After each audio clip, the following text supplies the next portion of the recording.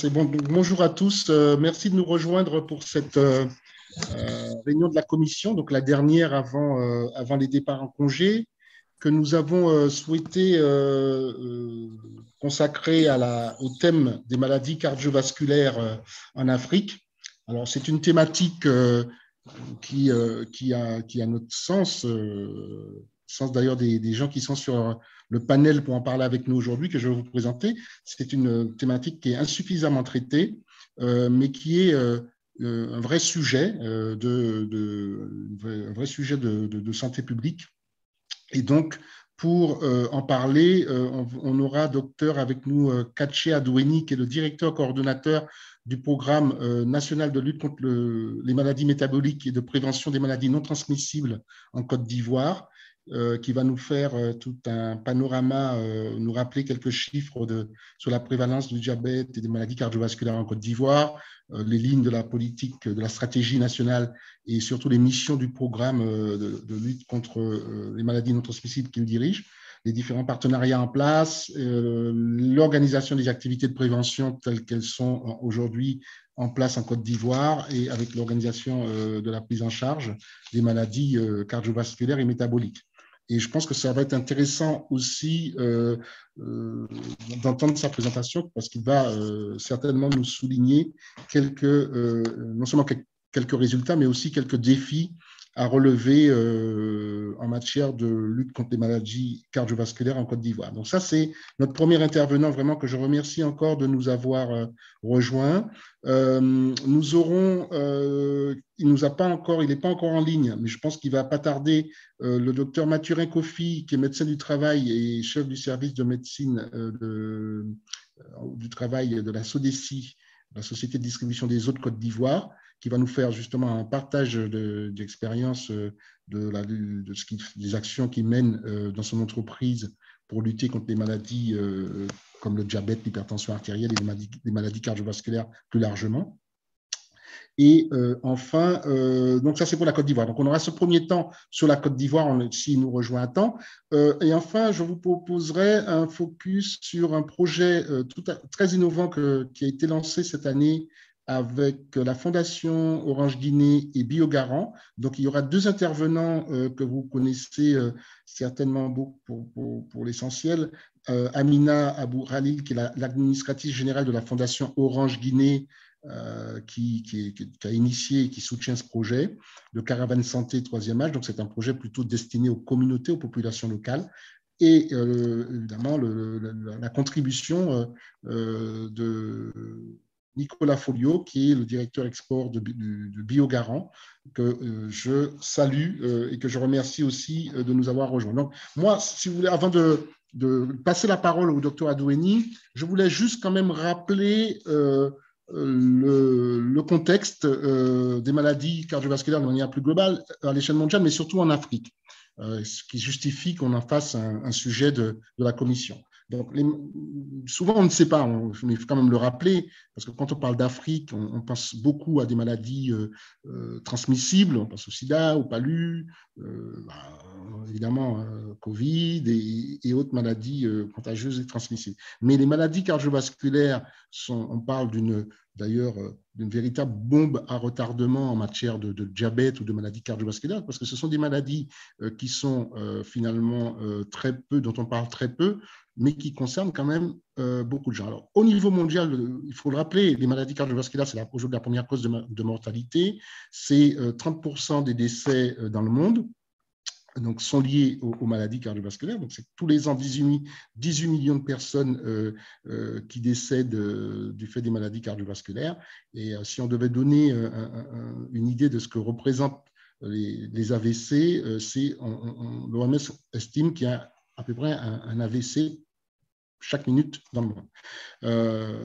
Ces maladies sont en augmentation rapide et c'est pour ça que ça nécessite qu'il y ait une prise de conscience sur à la fois leur importance, leur prévalence, mais aussi leur progression, puisqu'on parle aujourd'hui, on sait qu'il y a une progression de plus de 75% des décès dus aux maladies cardiovasculaires qui interviennent dans les pays en développement. Donc l'Afrique est évidemment pas épargnée. Alors, justement, quand on parle de l'Afrique sur ces maladies-là, je pense qu'il faut rappeler, mais ça, les différents intervenants reviendront certainement là-dessus, qu'aujourd'hui, les maladies cardiovasculaires sont à l'origine de plus de décès que le sida ou le paludisme. Hein, c'est plus d'1 million de décès par an. Donc, l'OMS, l'Organisation mondiale de la santé, estime que c'est plus d'1 million de décès par an pour l'Afrique subsaharienne. Pourquoi est-ce que c'est un problème?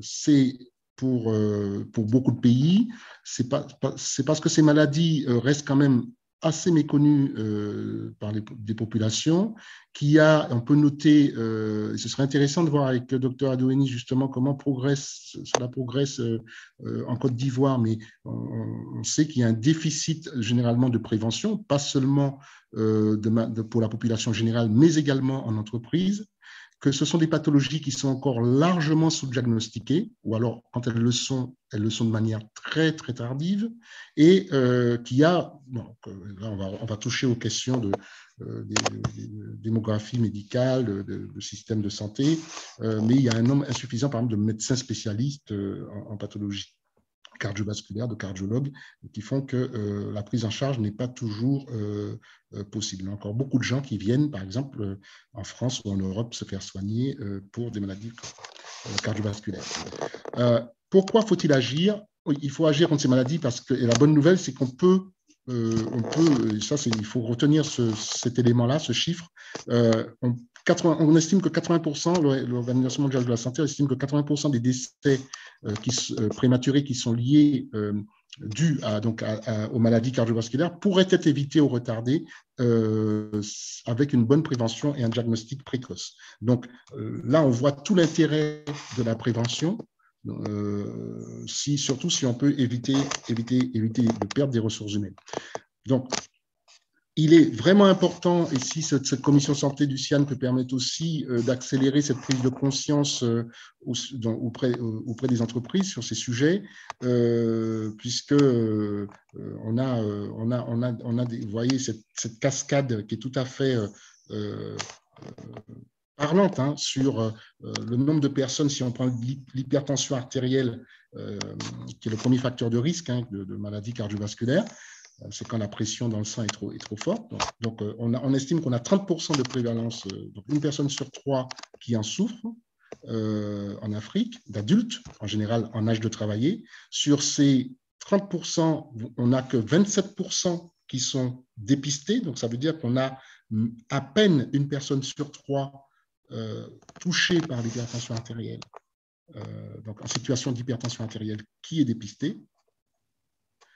Sur les 27% dépistés, on n'a ensuite que 18% qui sont traités. Et sur les 18% traités, on n'a que 7%, on estime que 7% seulement sont suivis. Donc, vous voyez cet entonnoir et cette cascade qui est absolument frappante et qui doit être inversée pour arriver à justement lutter de manière efficace contre ces maladies. Un mot aussi sur le lien entre ces maladies, parce que ce n'est pas qu'un problème de santé, c'est aussi parce qu'on parle d'entreprise, on parle d'acteurs économiques, on parle de pays, de gouvernements. On sait que ces maladies sont un frein au développement économique. Donc le coût, pour plusieurs raisons, parce que, le coût financier, souvent, qui est associé à la prise en charge des maladies cardiovasculaires, du diabète, ça impacte pas seulement le budget des États, des familles, mais ça peut aussi, quand on a des systèmes, même s'ils ne sont pas très généralisés, d'assurance, ça peut impacter. Ce sont des maladies d'ailleurs dites redoutées par les assurances et les mutuelles, parce que quand il faut prendre en charge des maladies cardiovasculaires, le suivi d'un AVC, le traitement de complications liées à ces maladies, ça coûte très cher. Elle touche, comme je l'ai dit, des adultes en âge de travailler, donc c'est aussi, entre guillemets, une menace pour les ressources humaines des entreprises, si on regarde du point de vue, les choses du point de vue des entreprises, et plus globalement, si on fait le lien entre maladies chroniques et croissance économique et développement, Banque mondiale estime que quand on a une augmentation, par exemple, de prévalence des maladies chroniques de 10%, ça se traduit par une baisse d'un demi-point de croissance. Donc, c'est 0,5% de croissance annuelle en moins à chaque fois qu'on a une augmentation de 10% de ces maladies. Donc, voilà, le contexte et le ton est posé. Je voudrais maintenant tout de suite laisser la parole à docteur Katché Adoueni, Valérie, qui va nous faire le point sur la situation en Côte d'Ivoire. Donc, docteur Adoueni, je vous laisse la parole et encore une fois, voilà, 12-15 minutes et puis on aura le temps de prendre quelques questions à la fin du tour de présentation. Merci encore de nous avoir rejoints. À vous. Bonjour. Je voudrais d'emblée remercier M. Éric Mabi et ses collaborateurs de nous associer à ce panel. Donc, très rapidement, nous allons adopter le plan suivant, parler des chiffres clés, la stratégie et puis les défis. Alors, quels sont les chiffres clés de tout ce qui est pathologie cardiovasculaire et métabolique en Côte d'Ivoire? D'abord, 6,2% la prévalence du diabète. L'hypertension artérielle, 39,92%. Et cette prévalence du diabète, elle concerne essentiellement, c'est une population de 20 à 70 ans, où une enquête a été effectuée en novembre 2017 sur les facteurs de risque et la prévalence du diabète et de l'hypertension artérielle. Donc, c'est une enquête Prévadia. Pour l'hypertension artérielle, par exemple, le sexe ratio, il y avait une surmorbidité féminine. Et puis, les tranches d'âge les plus atteintes, on allait, je vais dire, plus la tranche d'âge entre 40 et 59 ans, mais les autres tranches d'âge aussi sont assez touchées. Alors, ce qui fait le problème, et M. Éric Maville a bien posé les choses, c'est que chez nous en Afrique, c'est le pourcentage ou alors le taux de personnes qui ne sont pas diagnostiquées. On a dit 39,92% en Côte d'Ivoire, mais cette situation est pratiquement la même en Afrique où près des 2/3 des populations ne sont pas diagnostiquées, tant pour le diabète que pour l'hypertension artérielle. Alors, quelques données qui datent d'un certain temps, mais qui sont toujours valables, qui nous montrent que les 3 principales pathologies qui sont concernées ici, en Côte d'Ivoire, l'hypertension artérielle vient au premier chef. Vous voyez qu'en 1991, déjà, on parlait de 39,3%. Et l'enquête de 2017 donnait, je l'ai dit, 39,92%. Après l'hypertension, on voit les valvulopathies rhumatismales et les cardiomyopathies. Après viennent les autres maladies coronaires, insuffisance cardiaque et autres. Alors, quelle est la stratégie que nous avons adoptée au plan national? Non, tu vas dessus, tu vas voir toutes les indications sont mises. Cette stratégie, c'est essentiellement la décentralisation. Décentralisation, c'est-à-dire rapprocher l'offre de soins de la population. Et cette offre de soins a été rapprochée aux différents niveaux de la pyramide sanitaire. Nous avons 3 niveaux. Le niveau primaire concerne les établissements sanitaires de premier contact où avec l'Organisation mondiale de la santé, nous avons développé la stratégie WUPEN qui permet, on en reparlera, à l'échelon primaire d'avoir une stratégie, n'est-ce pas, de la lutte et de la prévention contre les maladies non transmissibles en gros. Ensuite, au niveau intermédiaire, c'est-à-dire les hôpitaux généraux et les centres hospitaliers régionaux, nous avons réparti de façon harmonieuse sur l'ensemble du territoire 34 unités de prise en charge. Et puis, Au troisième niveau, c'est essentiellement les instituts spécialisés pour tout ce qui est maladie cardiovasculaire. Nous avons l'Institut de cardiologie d'Abidjan et puis l'Institut de cardiologie de Bouaké, la deuxième ville du pays, institut qui est en voie, n'est-ce pas, qui est pratiquement, je vais dire, à 99% achevé et qui va ouvrir d'ici l'année prochaine. Alors, pour cette stratégie, je parlais du WUPEN. Voici le renforcement des compétences apportées principalement sur 65 districts sanitaires, sur 83 qui existaient à l'époque. Aujourd'hui, on a monté le nombre de districts à 113 et 1420 médecins ont vu leurs compétences renforcées. Et ce nombre a fortement augmenté. Il y a eu une interruption jusqu'en 2020 pour raison de moyens, mais depuis 2020, on a repris la formation. Alors, l'outil utilisé essentiellement, je l'ai dit, à l'échelon du premier contact, ce sont les ABAC. Les ABAC pour estimer le risque cardiovasculaire et en fonction de cela, donner tous les conseils appropriés. Ce sont des ABAC qui nous ont été fournis par l'OMS, que nous avons diffusés abondamment dans les centres de santé. Alors ici, c'est juste dire qu'à l'échelon tertiaire, au niveau des instituts spécialisés, l'Institut de cardiologie qui veut maintenant que les médecins généralistes s'occupent principalement de l'hypertension pour qu'eux, ils prennent les pathologies cardiovasculaires les plus sérieuses et c'est en cela qu'ils font couramment les remplacements de valves, par exemple au niveau de l'Institut de cardiologie d'Abidjan. Alors, un petit point sur la transition épidémiologique, M. Eric Mabel a bien parlé là-dessus. Je voudrais vous montrer ici l'évolution du nombre de cas d'infarctus. Vous voyez ce bond-là qui a été opéré, n'est-ce pas, en 2002. Il est plus précis ici. En octobre 2002, on a vu que, contrairement aux autres années, on a vu une flambée du myocarde enregistrée à l'Institut de cardiologie d'Abidjan. Mais cela avait une cause principale.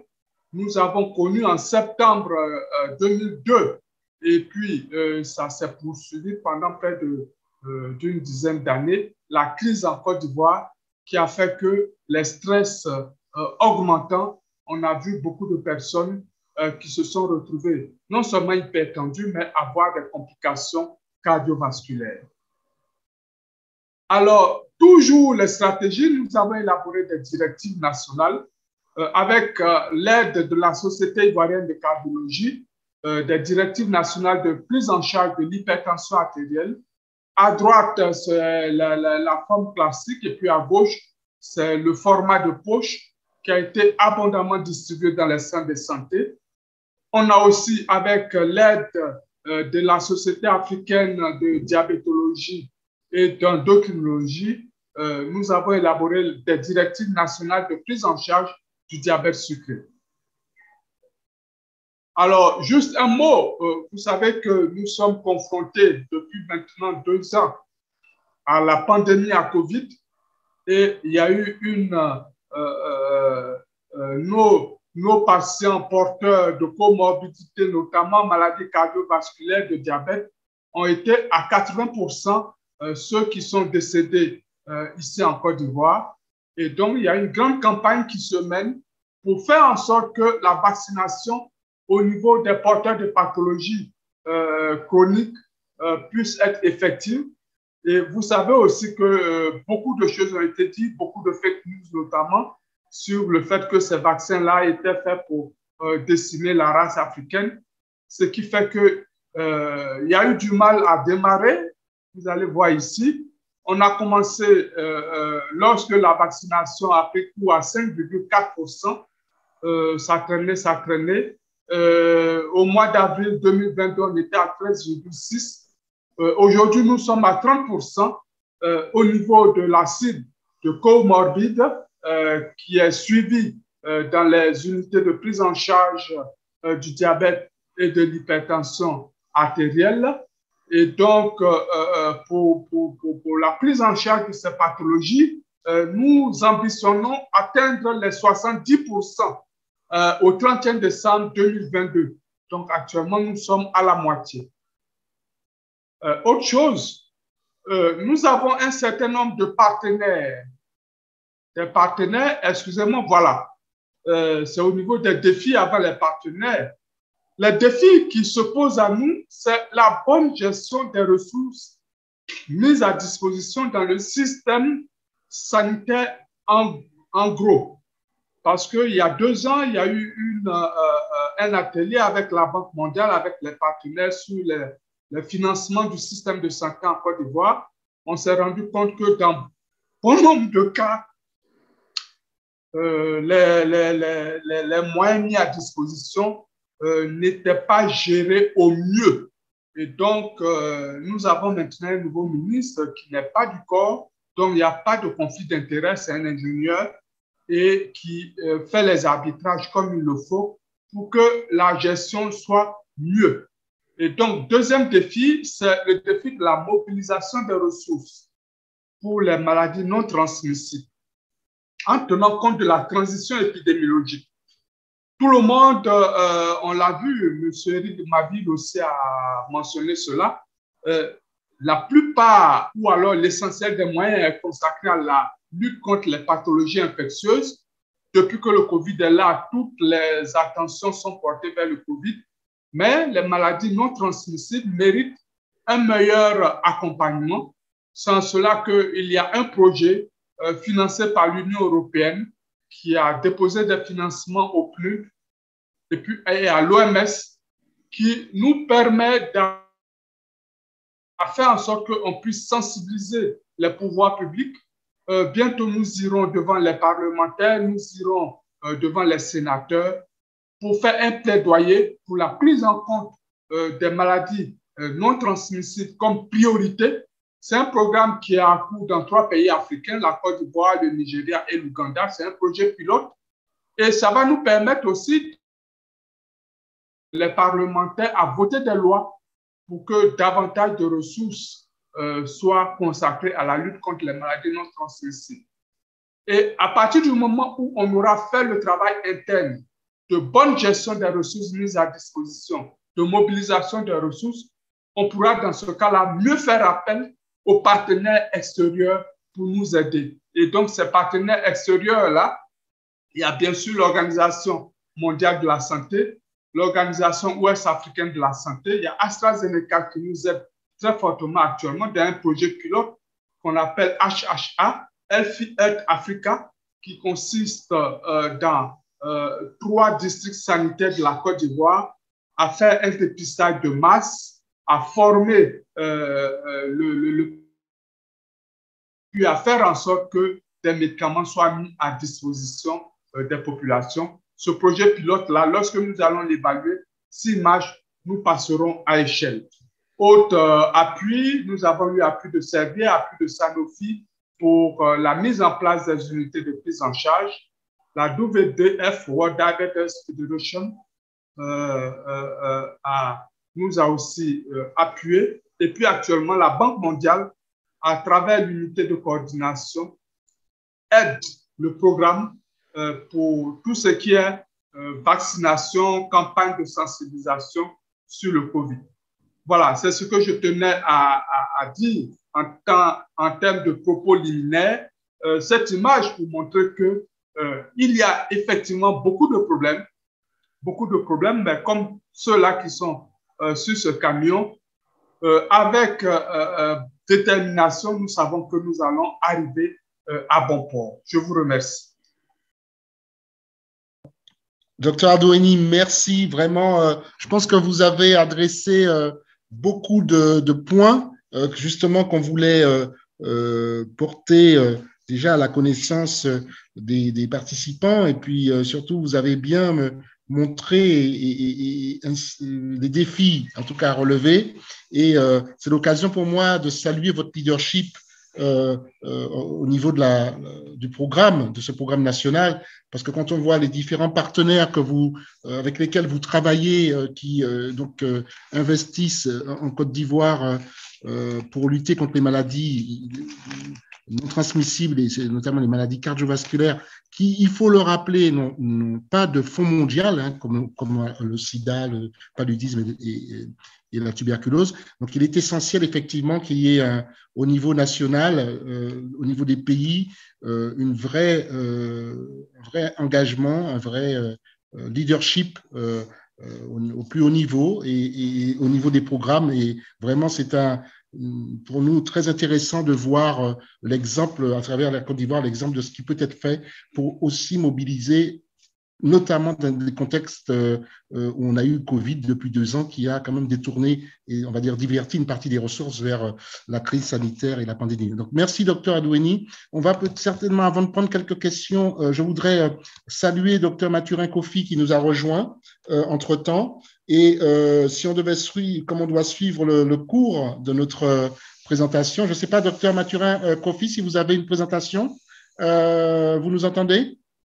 On va démarrer avec vous, donc avec cette présentation que vous allez nous faire d'un retour d'expérience et de partage surtout d'expérience de la SODECI, donc la société que je vous laisserai présenter et qui est une des entreprises les plus, je devrais dire, les plus engagées dans ce domaine en Côte d'Ivoire. Donc, je rappelle que la SODECI fait partie du groupe Eranov, comme d'ailleurs la CIE qui est la compagnie ivoirienne d'électricité. Docteur Mathurin Kofi, on vous laisse 12 minutes pour faire votre présentation et ensuite on passera à la Guinée. Je salue Amina qui nous a rejoint, je pense aussi, que je crois voir en ligne. Docteur Adoueni, allez-y, vous avez la parole pour 12 minutes. Merci encore de nous avoir rejoints. Allez-y. Je vous en prie. Bonsoir et merci à tous. Remerciements particuliers à tous les panélistes et à M. Éric Maville de nous avoir conviés à ces échanges importants. Et donc, pour ma part, je vais partager l'expérience de la lutte contre les maladies cardiovasculaires au sein de notre entreprise. Et à cet effet, nous allons suivre le plan de présentation suivant. Nous allons commencer par un contexte avec une présentation succincte de notre entreprise. Ensuite, présenter les actions concrètes de lutte contre la maladie cardiovasculaire chez nous. Comment est-ce qu'on s'en est pris pour essayer de stabiliser cette partie des maladies métaboliques non transmissibles. Ensuite, nous allons égrener quelques perspectives. Bien, il faut dire que la SODECI est la société de distribution de l'eau en Côte d'Ivoire. Elle a été créée dans les années 60. C'est une société privée de services publics qui agit dans le domaine de l'eau potable et de l'assainissement. Elle est étroitement liée à l'État de Côte d'Ivoire par un contrat d'affermage. Elle fait partie d'un grand groupe leader Eranov en Afrique qui développe des solutions adaptées et innovantes et dans le respect des valeurs de la responsabilité sociétale en entreprise. Au niveau de la SODECI, les métiers sont diversifiés, allant de la production, en passant par la distribution de l'eau et la commercialisation. On a aussi des travaux d'hygiène de la population. La SODECI est une entreprise qui regroupe environ 3150 travailleurs et s'occupe au niveau de la santé des familles. Ainsi, c'est environ près de 8000 personnes que gèrent les services médicaux de SODECI dans son programme social. C'est une structure de chiffre d'affaires qui environ les 4,5 milliards. Elle est étendue sur l'ensemble du territoire ivoirien, avec une répartition en termes d'organigramme de 13 directions régionales, une direction centrale qui est basée à Treichville et des directions opérationnelles et fonctionnelles. Toutes ces directions travaillent en synergie et permettent de pouvoir étendre les services de fourniture d'eau potable à la population. En termes de production, retenez que pour les 2 années précédentes, notamment en 2020, ce sont près de 303 millions de millimètres cubes d'eau qui ont été distribués à l'ensemble de la population. Et l'année dernière, environ 315 millions de millimètres cubes d'eau. Pour l'année 2022, la SODECI ambitionne d'atteindre les 350 millions de millimètres cubes d'eau, bien sûr avec l'appui des autorités. Nous sommes engagés résolument dans la démarche qualité, sécurité, environnement, avec une certification ISO version 2015 et aussi dans la responsabilité sociétale en entreprise. Nous disposons d'une politique santé et sécurité pour l'amélioration des conditions de travail et le bien-être de nos travailleurs. Nous avons aussi un service de santé avec une auto-assurance en interne. Quelles sont les actions de lutte menées contre la maladie cardiovasculaire? Je ne vais pas m'attarder sur les statistiques puisque le docteur Valérie Katché a très bien illustré dans sa présentation précédente. Pour nous, la lutte contre les maladies cardiovasculaires en entreprise démarre par une vision de la structure. Vision en termes d'œuvre de bien-être de nos travailleurs et leurs familles pour tout ce qui concerne les problèmes de santé. En tout cas, la problématique de santé doit être la première des préoccupations au niveau de l'entreprise. Ainsi, tout regroupé, toute pathologie confondue, il faudrait quand même avoir cette vision-là. Et cette vision nous permet de pouvoir installer des structures de santé, comme ça a été fait chez nous, depuis la création de l'entreprise. Elle a démarré timidement par une infirmerie avec un personnel réduit et progressivement, au fil des années, elle s'est étendue jusqu'à avoir près de 6 structures de santé sur l'étendue du territoire avec 19 personnels médicaux et un plateau technique acceptable avec du matériel aussi roulant. La mission essentielle de ces structures de santé-là, c'est de surveiller la santé des travailleurs et de contribuer à leur bien-être ainsi que le bien-être de leur famille. Et ce, comme je l'ai dit, ça passe par un engagement ferme de la direction générale avec l'adhésion des travailleurs et des partenaires sociaux et aussi l'appui de structures de tutelle que sont le ministère de la Santé et de l'Hygiène publique ici, et puis toutes les structures engagées dans la santé, comme la société d'entreprise et les autres partenaires. Bien. Quelles sont les actions concrètes qu'on a pu mener à notre sein et quels en sont les résultats? Dans la réalisation pratique, elle est partie d'un constat. Nous avions remarqué une prévalence des maladies chroniques qui sévissaient. Ensuite, consécutivement à ces maladies, l'absentéisme lié aux soins. Vous êtes sans ignorer que lorsque nous sommes atteints d'une pathologie chronique non transmissible, beaucoup de consultations, beaucoup de repos, beaucoup d'examens à faire. Et donc, l'absentéisme s'en trouve, s'en trouve touché. Ensuite, la diminution de la productivité. Les travailleurs qui sont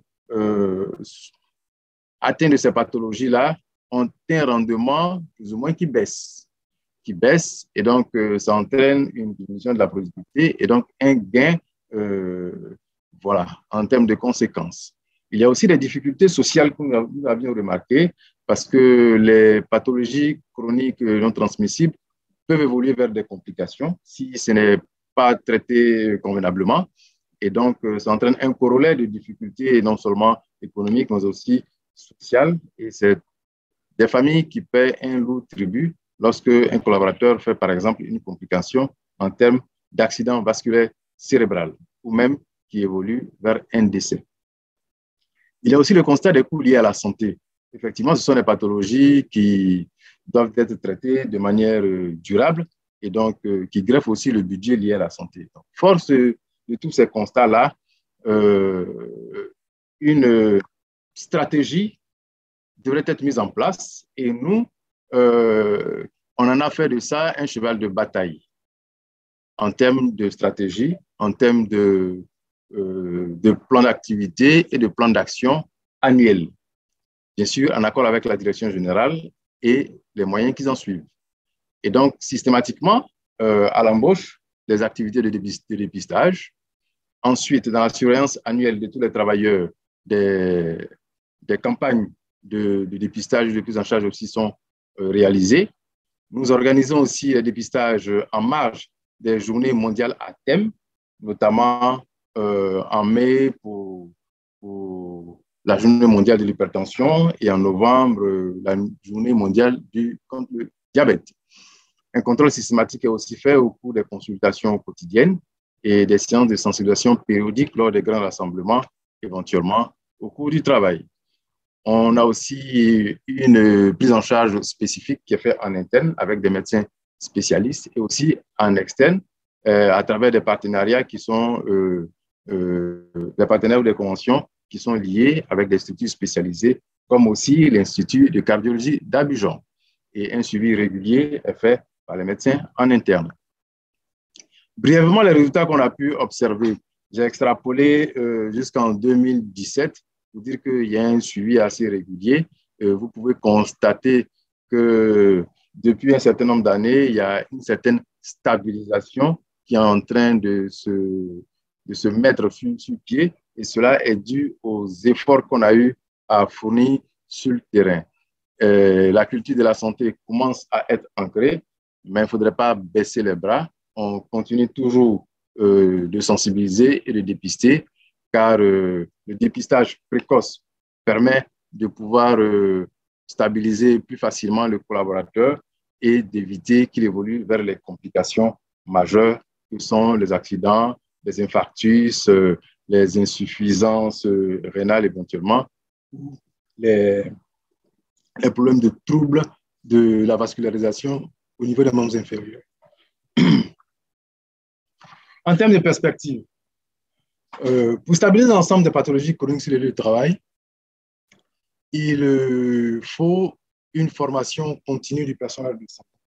Important dans le recyclage et la mise à jour des informations, car la santé et les pathologies évoluent. Il faut donc mettre le personnel de santé à niveau.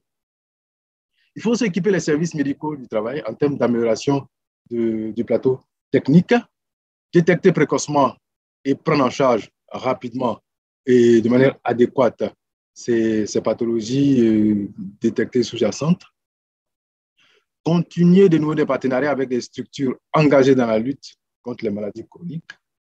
Et on se réjouit de l'appui aussi du programme national des maladies non transmissibles. Et des partages d'expériences et de bonnes pratiques sont de mise, comme aujourd'hui le panel qui est en train de se tenir. Voici résumé des actions qu'en notre sein, on a pu mener pour essayer de stabiliser ces pathologies. Je vous remercie. Merci, Dr Kofi, d'avoir tenu le planning et de nous avoir livré cette présentation, là encore, qui couvre tous les points qu'on souhaitait entendre. Je voudrais juste qu'on revienne sur la slide qui montre l'évolution des chiffres, parce qu'on est passé très vite dessus. Je ne sais pas si c'était... voilà, celle-là, pour qui montrait l'évolution, pour qu'on ait effectivement... qu'on voit l'évolution de 2017 à 2021, effectivement.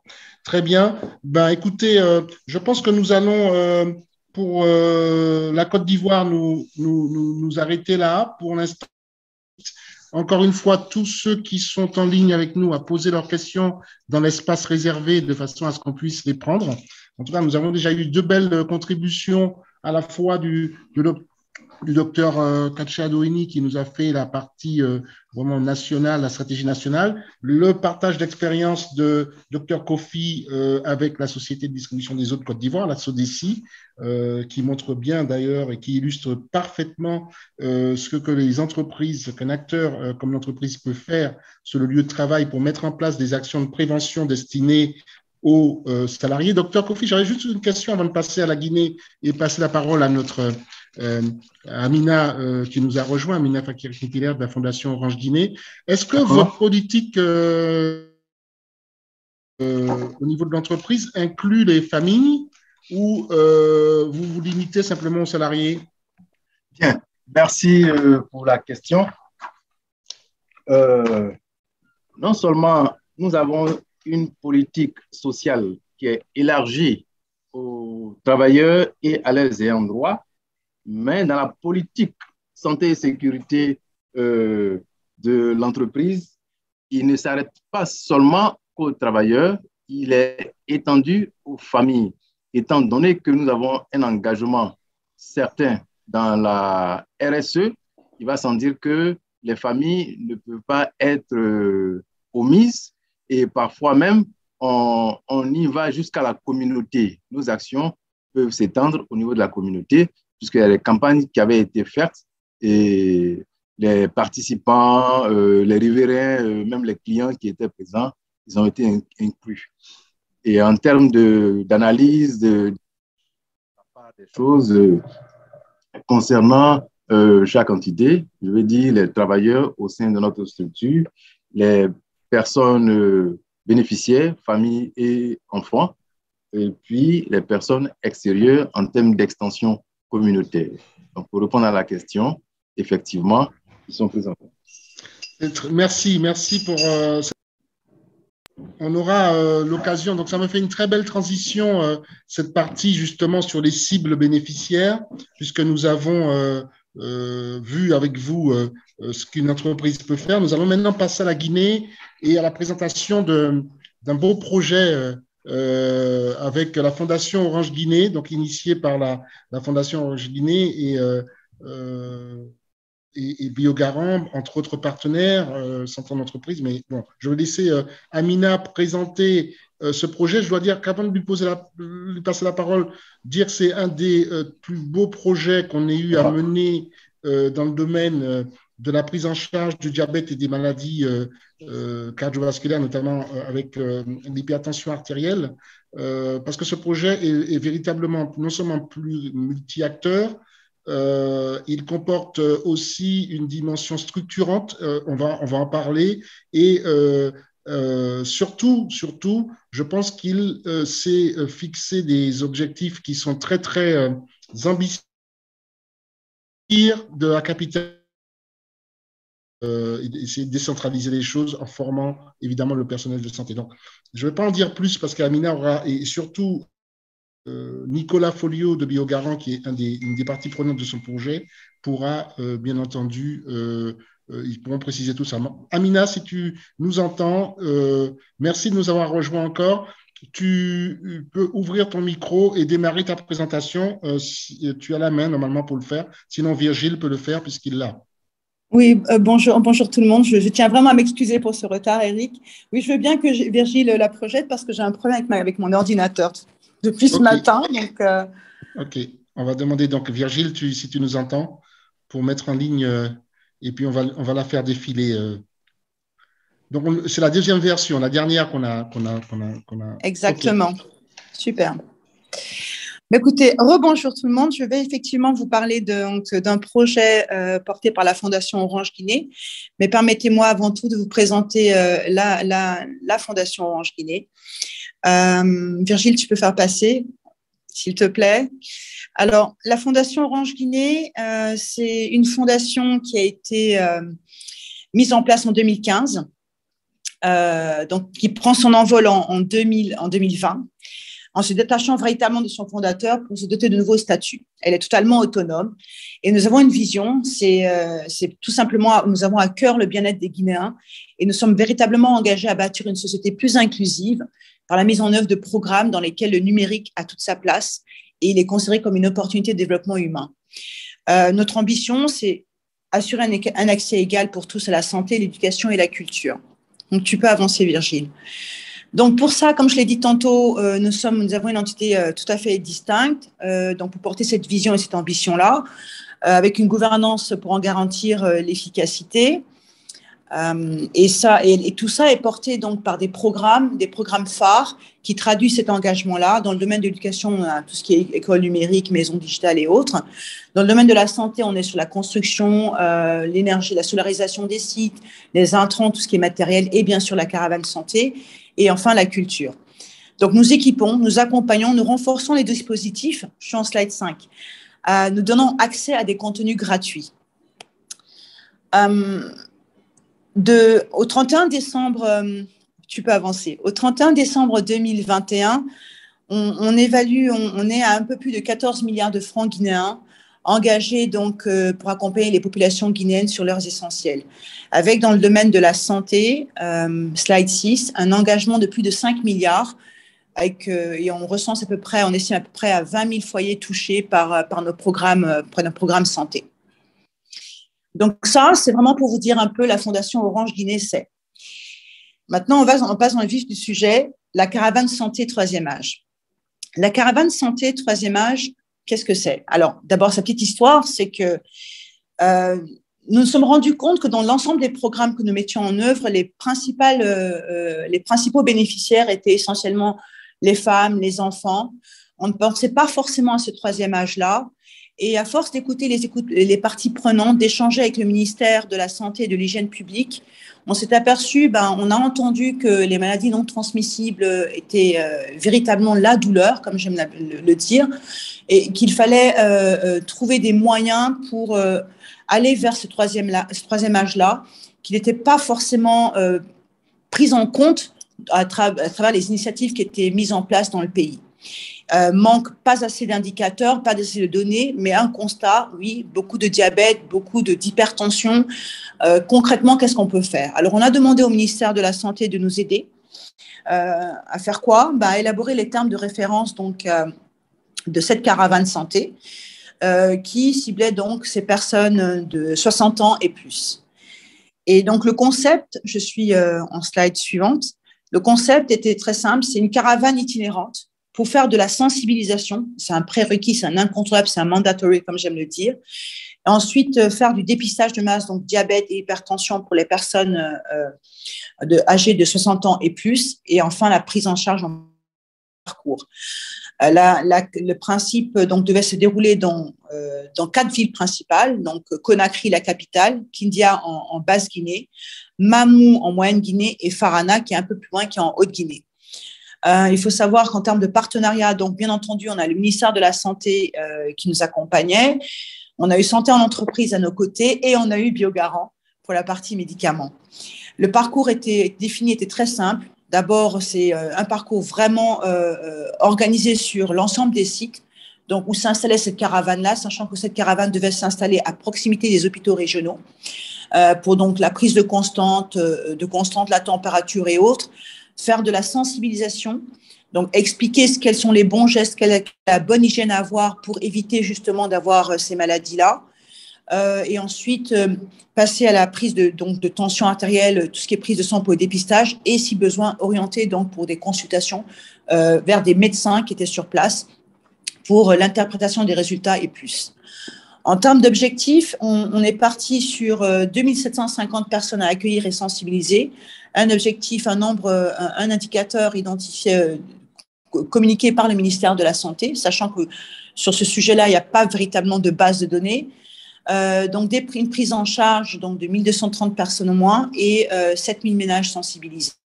Alors, comment, pour y arriver, ce à quoi on a pensé, c'est qu'il y a cet incontournable qui est la com. Il faut annoncer l'arrivée de la caravane, il faut informer massivement les populations cibles que nous arrivons, le bien fondé de cette démarche-là et faire en sorte justement que ce troisième âge-là se déplace pour venir sur le site de la caravane.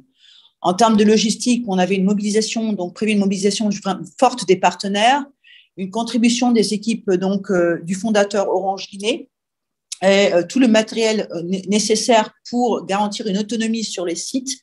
Et on est allé sur une enveloppe prévisionnelle en termes de budget d'à peu près 1 milliard 700 millions de francs guinéens. À titre de référence, on est sur 10 000 francs guinéens égale 1 euro. Voilà, pour donner un peu le taux de change. Alors, on a lancé la caravane. Ça a été une magnifique expérience. En termes déjà de com', on a eu une très belle exposition sur le digital. On a vraiment relayé, à la fois pour annoncer les différentes étapes pour que les gens qui sont sur la toile puissent informer leurs parents en région. On a partagé les témoignages donc, des personnes qui ont justement bénéficié donc, de cette caravane-là pour encourager leurs proches aussi dans les autres régions à venir. Donc, on a une très belle exposition et un engouement effectif confirmé, un engagement évalué sur la toile. En termes maintenant de résultats, vraiment sur la mise en œuvre vraiment de cette caravane, en termes de sensibilisation, dépistage et enfin orientation. Il faut savoir que la mobilisation a été vraiment forte en termes d'expertise médicale. Nous avions à la fois un diabétologue, un cardiologue, des infirmiers, des conseillers sur chacun des sites. Alors, chacun des sites sur lesquels est passée cette caravane-là a eu cette équipe RH de professionnels. En termes de déploiement logistique, on a dupliqué donc le mécanisme sur chacun des sites, avec donc 14 tentes, plus de 400 chaises pour faire attendre donc les bénéficiaires avant de passer donc de tente en tente, avant de faire tout le parcours, on dira ça comme ça. Et on a eu le support, la mobilisation vraiment de l'équipe, la petite main, comme je me l'appelais, qui était derrière, pour tout ce qui est aspect logistique, pour tout ce qui est aussi facilitation au niveau administratif avec les différentes autorités. Les résultats de cette caravane, aujourd'hui, quand on les traduit comme suit, au total, on a pu toucher 2163 personnes ont pu être sensibilisées, venues sur le site, qui ont pu bénéficier donc d'une sensibilisation, qui ont pu être enregistrées.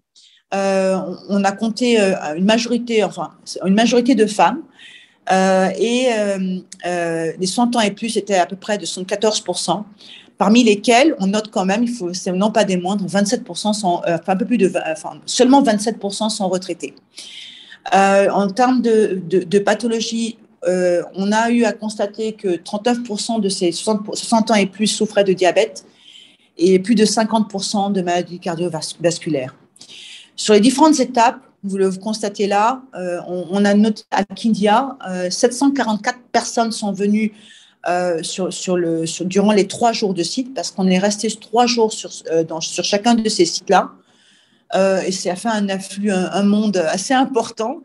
Et les équipes sont rentrées, c'est vrai, exténuées, mais c'était effectivement une formidable expérience. Finalement, en termes de dépistage qu'on a retenu, c'est 41% de ces personnes qui sont venues avaient effectivement le diabète et 112% hypertendus. Sachant quand même, il faut le souligner, qu'on est parti sur cette caravane avant de la lancer. On estimait à peu près à 40% de personnes potentiellement souffrant d'hypertension artérielle et seulement 20%. C'est les données qu'on avait en données d'entrée.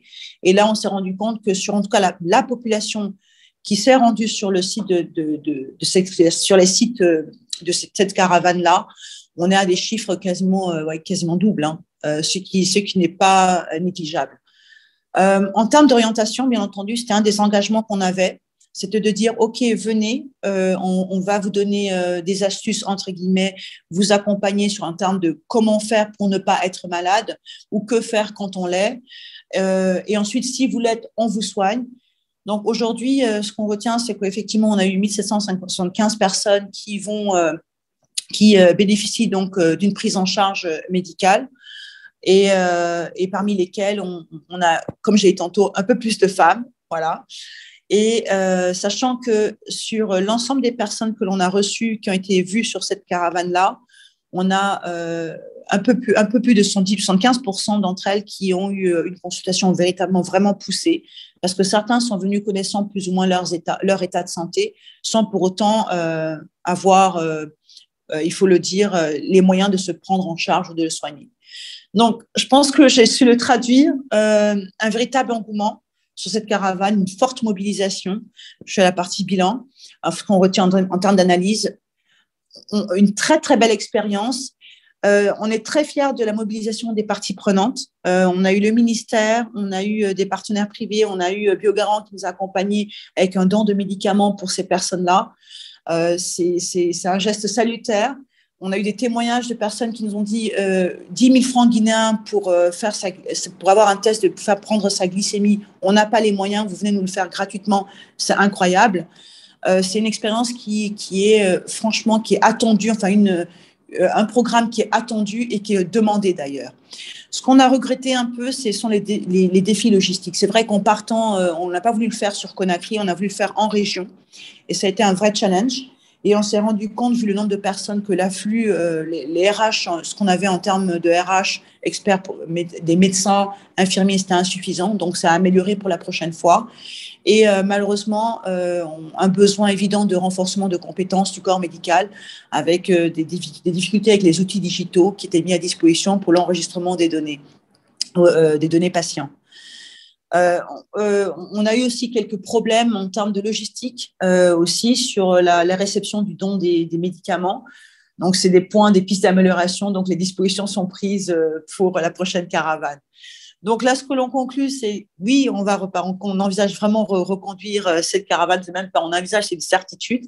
On a déjà commencé à travailler avec le ministère sur les termes de référence pour la prochaine caravane, l'élargir à plus de régions, donc pas seulement les 4 capitales régionales, mais aller beaucoup plus loin, en garantissant la disponibilité des médicaments et en ayant plus de médecins, d'infirmiers, en tout cas de ressources humaines sur la caravane. Voilà, c'était l'expérience de la Guinée. Bravo, Amina, bravo. Tu entends mes applaudissements et te dire vraiment, j'invite tout le monde à voir cette hôte, voilà, il y a une vidéo, il me semble que tu avais aussi. Effectivement, j'ai la petite vidéo que je pourrais vous envoyer, c'est la vidéo bilan. Voilà, donc on va la passer peut-être juste après. Qui résume vraiment cette caravane-là. Voilà. Et on va partager le lien avec tous ceux qui sont là et au-delà, parce qu'il y a un replay. Mais moi, je retiens surtout dans ce que tu as dit 2 choses qui me semblent très intéressantes. C'est l'impact de ce projet pilote. C'est un pilote, tu l'as rappelé. Effectivement, on voit, hein, c'est quand même sur le parcours, surtout, c'était une période qui précédait le carême. On était à quelques jours du début du Ramadan, notamment dans les défis qu'il fallait relever. Et il fallait vraiment faire vite, former rapidement les ressources humaines en région. Tu as pointé ce défi-là, qui est majeur, mais je pense que c'est important qu'on capitalise ce type de projet parce que il y a un autre défi qui me semble qu'il faudra relever pour la suite, c'est l'engagement aussi de partenaires, d'autres partenaires. C'est formidable ce que vous faites et je voudrais encore une fois et le faire aussi pour saisir l'occasion de cette commission santé pour te féliciter toi personnellement pour ton engagement, Amina, sans lequel je pense que ce projet n'aurait jamais vu le jour. Ça, c'est important dans tout ce qu'on fait. Hein. Il n'y a rien sans un terrain. La ressource humaine, ne jamais l'oublier, miser sur les compétences locales, c'est ce qui a été fait. Mais c'est vrai qu'on a vu que les applications, les solutions digitales qu'on peut, comme Syllab, hein, qui donne ces beaux graphiques que tu as sur les caravanes santé, même si on a une caravane 3.0, on est quand même confronté à des réalités de terrain qui font que c'est pas toujours facile d'utiliser parce qu'il peut y avoir des problèmes de connexion, qu'il faut former les personnes, les professionnels de santé à leur utilisation. Mais je pense que ces difficultés-là ne doivent pas nous arrêter, bien au contraire. Donc, tu as très bien souligné tout ça. Je voudrais tout de suite, avant peut-être de passer aux questions de nos participants, donner la parole à Nicolas Folio, tu l'as mentionné comme partenaire. Donc Biogarant est une partie prenante de ce projet. Et sur la partie, justement, médicaments, formation des médecins à la prescription et tout ce qui est pharmacovigilance, je pense qu'on attend aussi beaucoup de Biogarant. Donc, Nicolas, à toi. Et encore une fois, merci de cette belle présentation, Amina. Nicolas, si tu peux démarrer. Merci. Vous voyez bien la présentation, c'est bon? Oui. Parfait. Bonjour à toutes et à tous. Brièvement, avant même de démarrer, je souhaiterais quand même saluer les très belles présentations des docteurs Kofi et Katché qui nous ont permis de vraiment comprendre le problème du diabète et de l'hypertension dans toute la région subsaharienne, qui est un sujet qui n'est pas traité depuis très très longtemps et qui est un véritable problème. Donc bravo pour tout le travail que vous faites. C'est que le début et effectivement, il y a encore énormément de travail à faire. Bon, je peux pas non plus démarrer sans saluer effectivement Amina pour le projet exceptionnel que tu as donc organisé sur la Guinée. Et puis dans le même temps, bien entendu, toi, Eric, puisque tu nous as mis le pied à l'étrier. Je me souviens encore, on était à la veille de Noël où tu m'appelais. Généralement, on pense plus aux cadeaux à la famille, mais je dirais que le projet que tu m'as présenté, en à peine 5 minutes, j'étais totalement convaincu. Donc, merci Eric d'avoir saisi l'opportunité de me joindre et puis Amina de nous laisser également l'opportunité d'être un partenaire avec toi et la Fondation Orange d'un tel projet. Alors, je ne veux pas être très long parce que je souhaiterais quand même effectivement que les participants puissent poser un nombre de questions quand même important sur leur vision et sur leur réaction. Donc, je vais passer assez vite sur Biogarant parce que je pense que l'ensemble des participants ont déjà une connaissance sur le sujet. Alors, là, c'est bon, on passe. Alors, Biogarant est très connu en France puisqu'on est leader sur le marché. Néanmoins, ce qui est intéressant, c'est de savoir que Biogarant, il y a encore 5 ans, n'existait pas du tout en dehors de la France. Et en fait, la stratégie de Biogarant consiste aujourd'hui à se développer dans des zones où il y a un véritable besoin pour des produits génériques de qualité à prix accessible. Et dans ce cadre-là, ce qui est assez paradoxal, c'est que notre zone prioritaire de développement, c'est justement là, lorsque de nombreux laboratoires et multinationales justement désinvestissent sur cette zone. Donc, on est un petit peu à contre-courant de l'ensemble des laboratoires pharmaceutiques. Pourquoi ? Parce qu'effectivement, on pense qu'on a un véritable rôle à jouer sur cette région et on en est très content. Je ne vais pas aller trop dans le détail, mais effectivement, on a un large portefeuille et ce qui est difficile pour nous, c'est de savoir quels sont les produits qui peuvent être utiles dans la région d'Afrique subsaharienne. On a plus de 1000 produits commercialisés, donc il faut qu'on fasse des choix. Il faut qu'on sonde l'ensemble des professionnels de santé pour savoir quelles sont les problématiques. Et effectivement, comme vous l'avez tous souligné, l'hypertension et le diabète, il y a d'énormes besoins qui n'ont pas été identifiés depuis très très longtemps. C'est une quinzaine ou une vingtaine d'années. Donc, c'est un sujet très récent et il faut beaucoup travailler pour rattraper le retard par rapport à ce qui est fait en prise en charge dans les pays occidentaux. Bon, là, c'est pour vous donner une idée, le chiffre d'affaires a peu d'importance, mais c'est un chiffre d'affaires qui est lié juste à l'activité de la France. Mais surtout, on manipule plus de 300 millions de boîtes juste sur le territoire français.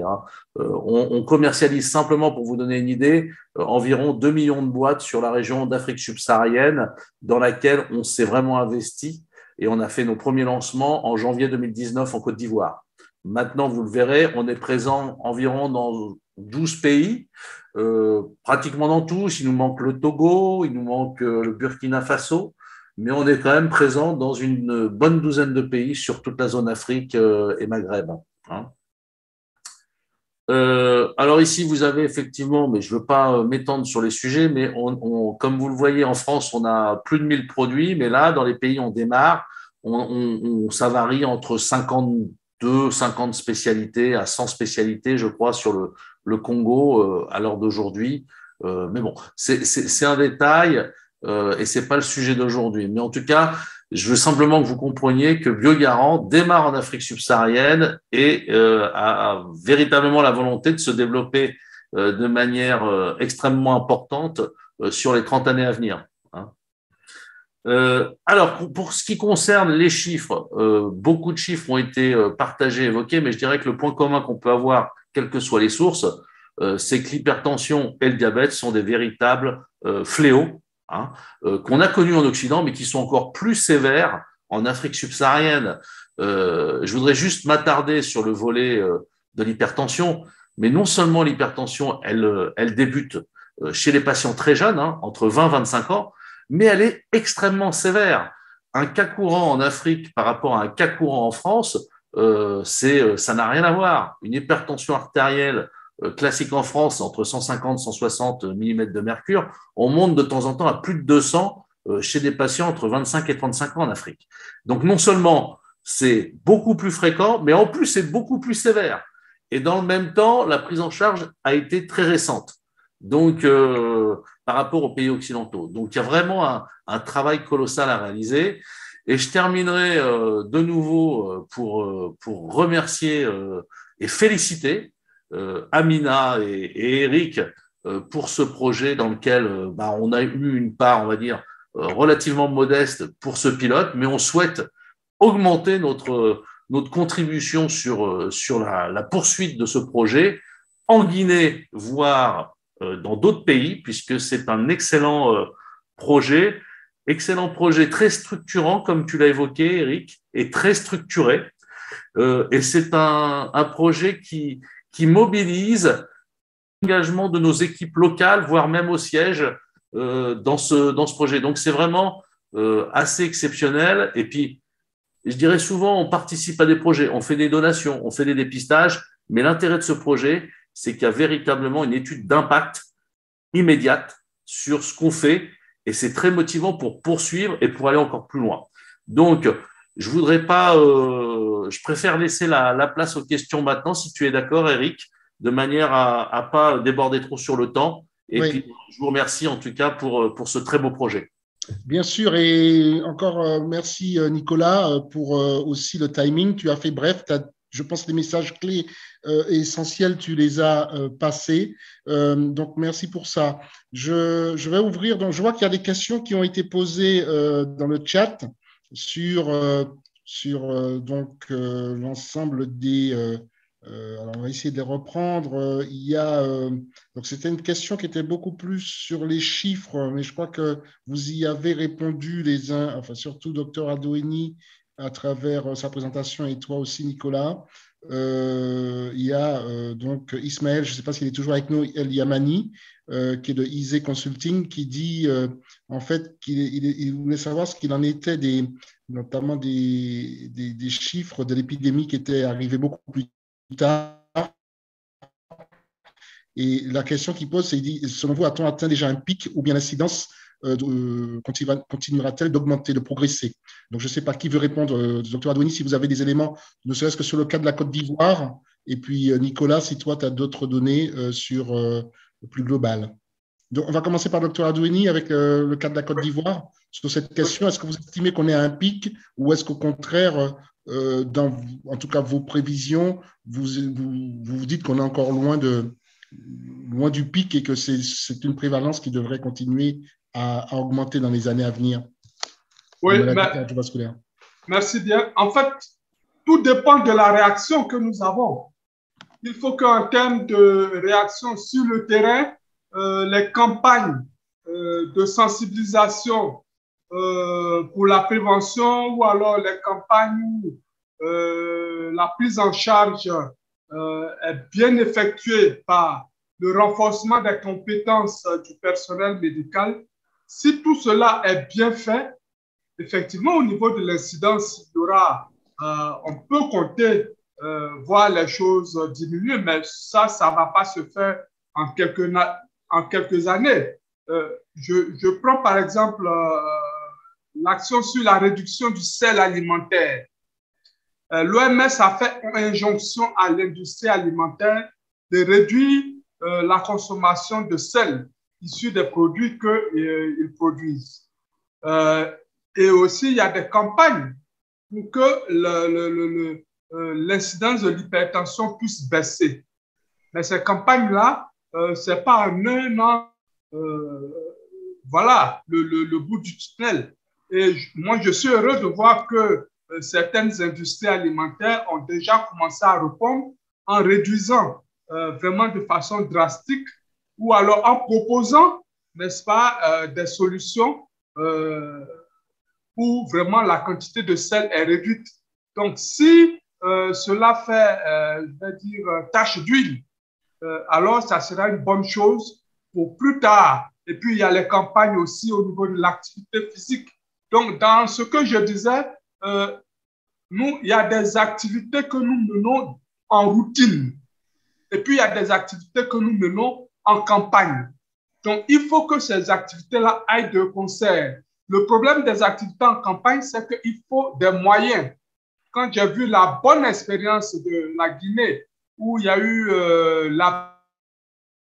je pense que c'est ce genre d'activité-là qu'il faut aussi encourager. Chez nous, nous faisons aussi ce genre de campagne. Mais malheureusement, ce sont des campagnes qui ne sont pas au nombre que nous voulons. C'est-à-dire, elles se font de façon ponctuelle. alors qu'elle devait se faire, je vais dire, chaque semaine, il devait avoir une campagne dans n'importe quel lieu du pays. Mais malheureusement, pour des raisons financières, c'est aussi difficile. C'est en cela que j'ai parlé du fait qu'il y a un changement de paradigme que nous devons avoir au niveau de nos États, accorder plus de moyens pour la lutte contre les maladies non transmissibles. Docteur Adouani, merci de ce plaidoyer que vous venez de faire. Et je tiens juste quand même à vous dire que nous avons, avec ce qui a été fait en Côte d'Ivoire, plutôt en Guinée, un très beau modèle de caravane qui peut être déployé également en Côte d'Ivoire. Parce que la caravane, j'ai envie de l'appeler 3.0, alors là, la cible, c'est peut-être un peu plus effectivement les personnes âgées dans le cadre de la Guinée, parce que c'était le choix du gouvernement guinéen, comme l'a rappelé Amina, et que la Fondation Orange Guinée a accompagné. Mais on peut tout à fait monter la caravane du cœur en Côte d'Ivoire avec les partenaires que ça peut intéresser, parce que tous les outils sont là, les solutions, nous les avons, et il n'y a plus qu'à déployer. Donc, nous sommes à votre disposition, docteur Adouani, pour en parler quand vous voulez. Moi, je suis fortement intéressé. J'ai trouvé cette expérience vraiment magnifique.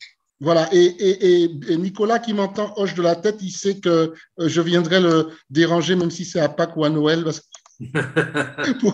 voilà, pour ça. Donc, Alain aussi je voulais dire qu'on a des chefs de projet dans les pays qui sont en ligne, qui suivent ces projets sur le terrain, et c'est très important aussi qu'ils entendent cette belle expérience de partage, en tout cas, qui a été faite en Guinée. Nicolas, je crois que tu voulais aussi compléter du point de vue des chiffres de ce qui a été dit sur le pic. Oui, alors, en fait, effectivement, je partage le point de vue de Valérie, hein, c'est qu'effectivement, il y a une éducation sur l'alimentation et l'exercice physique qui sont indispensables pour stopper l'évolution de la prévalence. Hein. Donc ça, c'est clair et net. Maintenant, j'ai une information assez intéressante à laquelle je me suis attardé aujourd'hui. C'est qu'en fait, quand on regarde les statistiques de vente de médicaments en France, sur le top 25, il y a 7 produits dans le cardio. Alors que quand on regarde les statistiques de produits, on va dire, délivrés en pharmacie en Afrique de l'Ouest et subsaharienne, le premier produit dans le cardiovasculaire, il arrive en 32e position et c'est l'amlodipine. Donc, ça veut dire qu'en termes d'usage, en termes de pratique, en tout cas sur le volet médical, pas sur le volet éducation, mais en complément, bien sûr, parce que c'est une prise en charge globale, il y a une marge de manœuvre colossale. Et effectivement, je pense que l'enjeu va être sur la manière de former et d'informer à la fois les professionnels de santé, mais également les populations pour qu'elles puissent être proactives dans les campagnes de dépistage qu'on peut organiser. Et sans oublier l'entreprise sur le lieu de travail, le rôle qu'elle peut avoir Absolument. Aussi pour promouvoir l'activité physique, la lutte contre la sédentarité et justement l'accès à l'alimentation, on va dire, équilibrée, la réduction du sel et autres.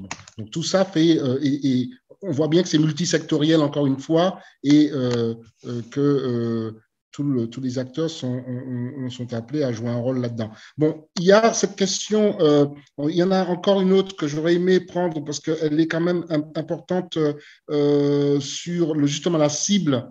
C'est toujours Ismaël qui demande si il ne faudrait pas, quand on voit la prévalence de l'obésité et aussi des comportements alimentaires, il dit est-ce qu'il ne faudrait pas aussi des efforts de prévention et de communication pour le changement de comportement qui soient plus ciblés sur les jeunes populations, parce que l'éducation à la santé, sur tout ça, doit commencer tôt. Est-ce que vous avez déjà, je pense que vous partagez certainement que la réponse est oui, que le plus tôt le mieux, mais est-ce que vous avez peut-être des retours d'expérience ou de programmes que vous connaissez, ou même, Dr Adouani, est-ce qu'il y a dans la stratégie nationale en Côte d'Ivoire des actions dans ce domaine qui soient ciblées sur les plus jeunes?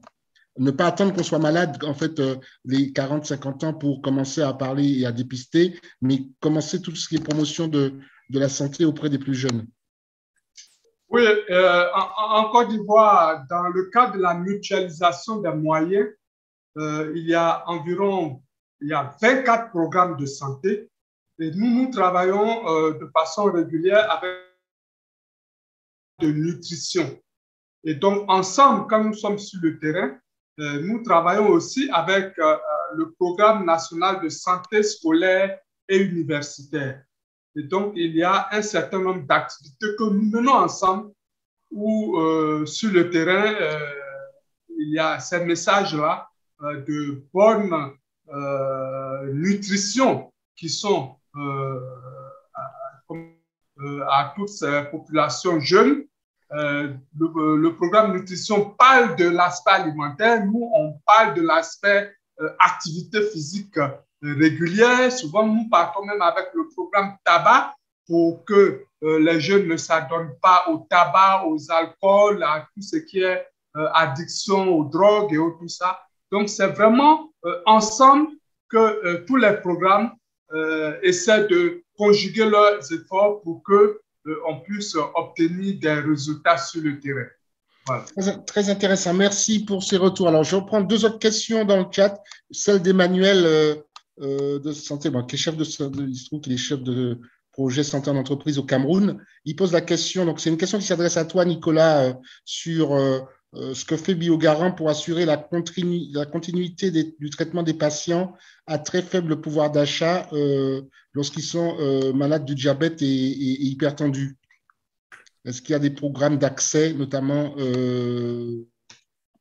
alors, il pense pour le Cameroun, mais est-ce qu'il y a des exemples de programmes d'accès pour les populations les plus défavorisées? Alors, pour le moment, on n'a pas de programme d'accès parce qu'on commence à découvrir l'ensemble des pays dans lesquels on vient de lancer les activités. Donc, effectivement, on a besoin d'investiguer un petit peu ce qu'il est possible de faire d'un point de vue, on va dire, réglementaire, légal, sur ce type de projet. Mais clairement, on est prêt à avancer, développer des programmes effectivement pour faciliter la continuité des traitements, mais il faut absolument qu'on ait une vision extrêmement claire sur tout ce qui est prérogatives légales, possibilité d'offrir des échantillons médicaux avec la traçabilité. Donc, des actions peuvent être envisageables. La seule chose, c'est que c'est vrai que là, on est juste au démarrage. Et on a besoin déjà de mettre en place les équipes et avoir, on va dire, une organisation suffisamment qui doivent être suivies de très. Et je vous ai dire, il y a un beau pilote en Guinée pour ça.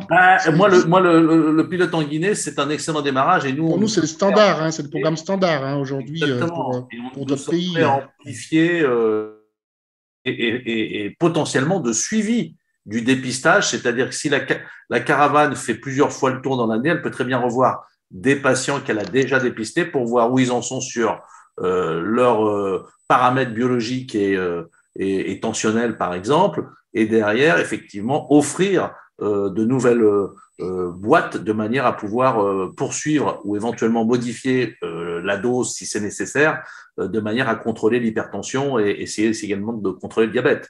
Donc ça, pour nous, c'est une voie extrêmement facile puisqu'elle est structurée déjà. Ouais. À notre propre initiative, on a encore un peu de travail à faire et de découverte dans les pays dans lesquels on se trouve. Mais c'est vrai que la Fondation Orange est un véritable accélérateur pour que des acteurs comme nous puissent facilement apporter notre contribution dans la continuité des traitements pour les populations à revenus et à pouvoir d'achat extrêmement faibles. Très bien. Donc, mon message à Amina, en fait, il va être renforcé. Elle va nous aider à embarquer les fondations Orange dans les pays comme initiateur de ces programmes et ça permet d'embarquer d'autres partenaires et l'unité de ce projet. Donc, Amina, si tu m'entends, tu vois, ça fait un argument de plus. Je confirme, j'y travaille déjà. Et puis, voilà. Et puis, Alain qui pose une question qui aussi qui concerne l'entreprise et les programmes sur les lieux de travail. Et c'est une question qui s'adresse au docteur Kofi.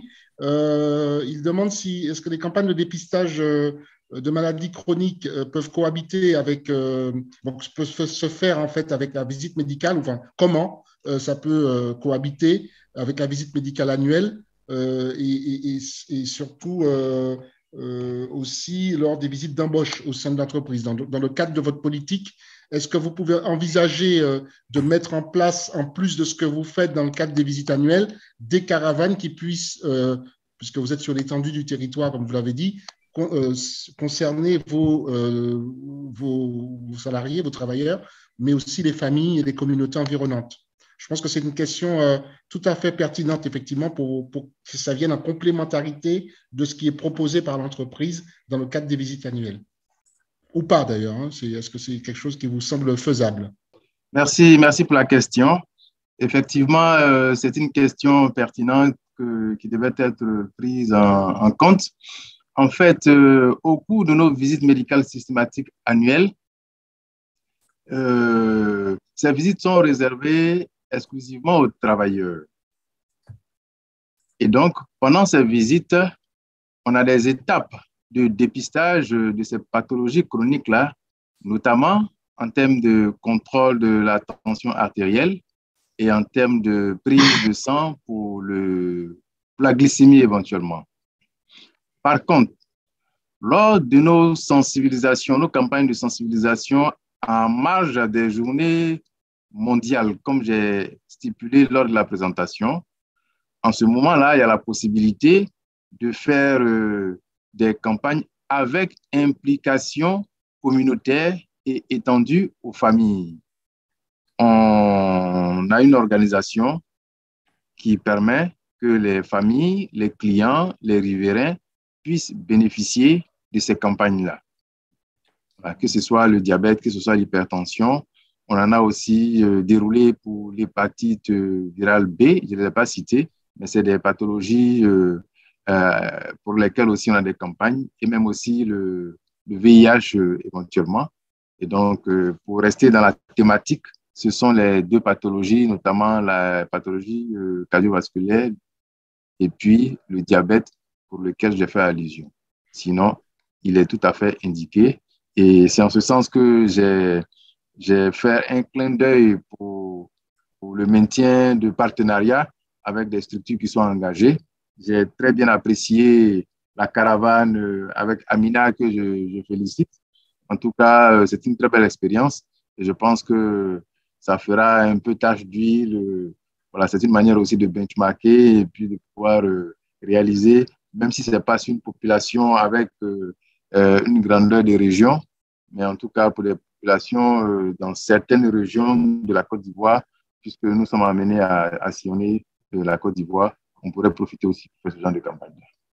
Absolument. Et je pense qu'on a bien entendu, en tout cas, Dr Kofi, Alain et Abidjan. Donc, ce n'est pas difficile pour lui de venir pour commencer à travailler avec vous sur ce projet. On avait parlé de la tuberculose latente pour avoir cette approche multimaladie dans le cadre des caravanes qui permettent d'avoir cette offre de dépistage en plus du diabète, de l'hypertension, pouvoir mettre, voilà, vous avez parlé d'hépatite B, virale B, on a donc tout à fait, c'est tout à fait possible et surtout, je pense qu'il faut aussi de plus en plus aller dans des démarches inter-entreprises. C'est-à-dire que si dans une région, plusieurs entreprises peuvent se mettre ensemble, mutualiser des ressources pour mener et soutenir des caravanes et déployer des caravanes santé. En Côte d'Ivoire, qui est certainement un des pays où on a initié ce programme, je pense qu'il y a un énorme potentiel. Et il faudra voir comment d'ailleurs embarquer d'autres entreprises en travaillant de manière plus étroite avec le patronat dans cette direction-là. En tout cas, merci. Je pense qu'il y a... on arrive déjà à la fin, on va, comme on dit, on est déjà bientôt en train de conclure, d'atterrir pour cette commission santé qui aurait pu durer encore facilement une demi-heure, mais on doit se quitter. En tout cas, je veux vous remercier tous et surtout et toutes avec Amina et vous dire qu'il y aura le replay donc, qui sera partagé, qu'on aura vos présentations qui sont vraiment très réussi et je pense qu'on a une bonne base avec souvent on nous demande des bonnes pratiques, documenter des bonnes pratiques, mais là aujourd'hui je pense qu'on en a eu pour notre compte de bonnes pratiques et si ça peut inspirer d'autres entreprises et d'autres acteurs, d'autres fondations, ce serait vraiment superbe. Écoutez, il me reste à vous remercier tous et à vous rappeler que notre prochaine commission avec le CIAN, la commission santé du CIAN, elle est prévue pour le 27 septembre sur une thématique importante, vraiment souvent qui on challenge pas mal, qui est celle de la mesure d'impact des programmes de promotion de la santé, alors que ce soit dans les communautés ou en entreprise, parce que effectivement, de plus en plus, toutes les parties prenantes demandent à mieux connaître l'impact, à ce que soit mieux mesuré et surtout diffusé l'impact, la mesure d'impact des programmes santé. Voilà, je voulais vous rappeler cette date. Et puis aussi, une autre date à mettre sur votre agenda en novembre. Nous allons organiser d'ailleurs Santé en entreprise en partenariat avec le CIAN, puisque le CIAN va être aussi partie prenante de ce forum. Un forum, la deuxième édition du forum Afrique RSE Santé, qui se fera en format hybride, à la fois en présentiel à Paris, mais aussi par la possibilité de se connecter en distanciel, thématiques de partenariat, d'innovation pour renforcer les écosystèmes de santé et surtout des financements, ce qu'on appelle des financements innovants à impact pour financer la santé. Parce qu'on voit bien qu'aujourd'hui, l'argent, on va dire la subvention publique est une source, mais elle ne suffit pas. Ce que font les entreprises, ce que mettent les entreprises, c'est important, mais ça ne suffira pas non plus. Ce que peuvent mettre les fondations, pareil, et qu'il y a besoin de trouver d'autres leviers pour mobiliser des ressources pour accélérer un peu tous ces programmes. Donc, merci à tous, merci aux participants. Je vous souhaite une bonne fin de journée. Je vous dis à très bientôt. Prenez soin de vous, parce que l'épidémie repart un peu partout et il faut qu'on reste les uns les autres en bonne santé. Donc, voilà, à très bientôt. Merci beaucoup. Merci à tous. Revoir. Au revoir. Merci Valérie. Au revoir Mathurin. Au revoir. Au revoir. Au revoir.